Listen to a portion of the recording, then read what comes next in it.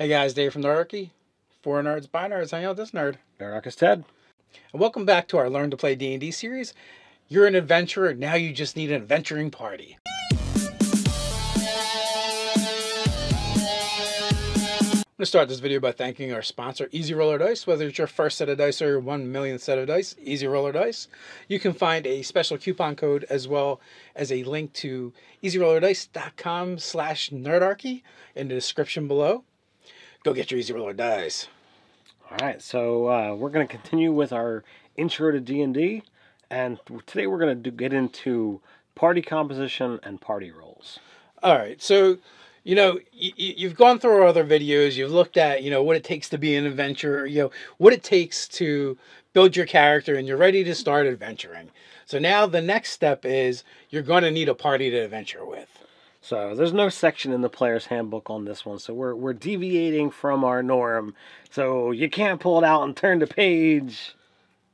Right. So and there are several different schools of thoughts on this, right? There is a very kind of video game inspired, but originally inspired from original D&D, is this idea of party roles and party balance. And that is definitely one way to play the game.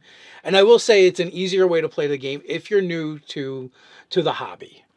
Typically, you have a spellcaster, a healer, a fighter, and a rogue. That is the initial group of four that made up the original D&D makeup. Right. Essentially, you want a guy that can go up front and be able to take the hits. You want a guy or gal, as the case may be, that can hang back and blast things with spells. And then, as always, if you're going into dangerous situations, people are going to get hurt. So you're going to want folks that are going to be able to get in there and fix your wounds. Absolutely. Now, sometimes there's threats that you're not aware of that you can't see. Maybe you're delving dungeons, and monsters and villains are notorious for trapping these. You're going to want someone that's specialized in finding and removing them. And that falls into the rogue, the thief, however you want. Now, another school of thought is that if you have a DM who is very open-minded and is willing to work with whatever adventurers come his way or her, you can have a party that's made up of whatever the players all want to do, and then he or she designs the adventure thereafter. Now, you can go any which way, and I've been both, and I've seen both, and what have you. Yes, there isn't really a wrong way to do it. So when we talk about party roles and assembling the party, we talked about that warrior type character, and that could be a fighter, ranger, or paladin, essentially. All of them do the job of tanking and taking damage quite well as the barbarian too. Let's not leave our barbarian friends out. Right. Then, if you're talking about healers, generally we're talking about a cleric, but it doesn't have to be. Bards and paladins have some healing ability. As well as druids. So there's different options that you can take when you're going that route as well. Now, coming up to our blaster, generally in the past that used to always be the wizard, but we've added things like warlock and sorcerer to the game, bard to a lesser degree, druid as well has some capabilities there too.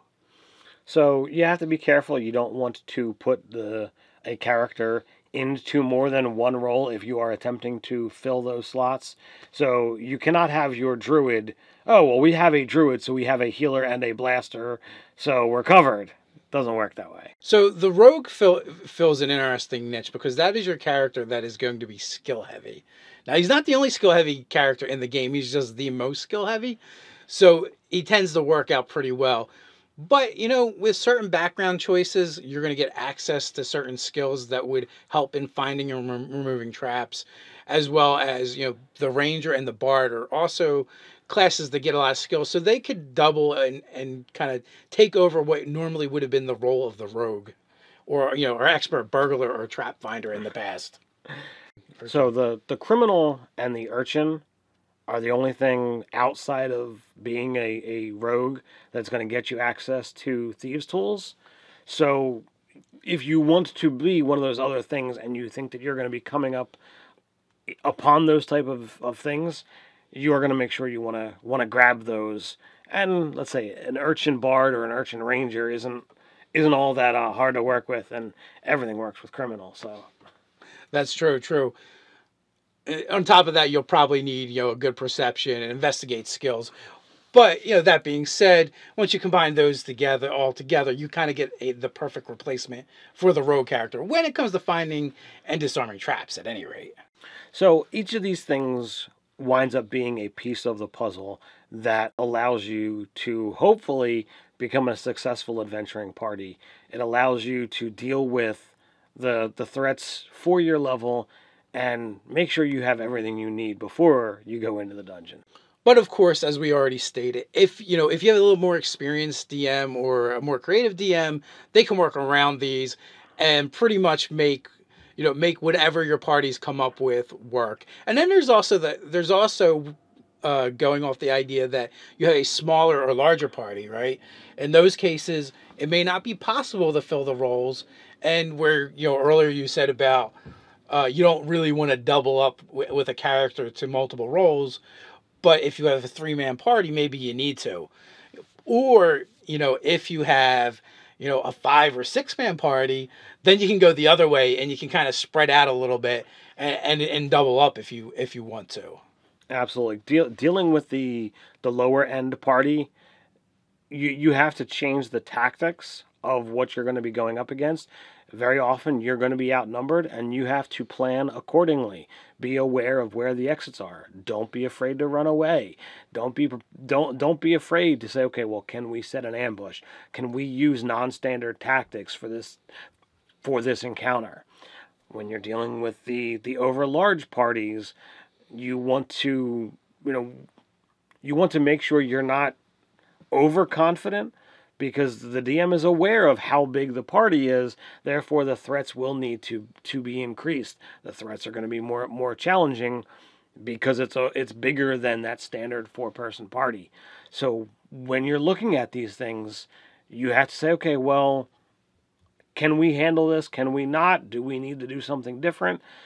If you wind up with two healers in the party, you'll be able to keep those frontline fighters standing and taking damage much longer than normal, and your DM might be prepared for that. So I wouldn't worry too much about what your DM's up to, but what I would bear in mind, though, that you're playing a cooperative game. It's a group game. You guys are all working together. If maybe there's some overlap in party roles, try not to hog the spotlight. Make sure the other players at the table get equal time to play, and just be mindful of that.